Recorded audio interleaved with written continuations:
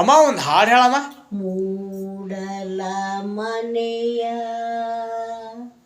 ಮುತ್ತಿನ ನೀರಿನ ಎರಕವ ಹೊಯ್ದ ನುಣ್ಣನೆ ಎರಕವ ಹೊಯ್ದ ಬಾಗಿಲು ತೆರೆದು ಬೆಳಕು ಹರಿದು ಜಗವೆಲ್ಲ ತೊಯ್ದ ದೇವನು ಜಗವೆಲ್ಲ ತೊಯ್ದ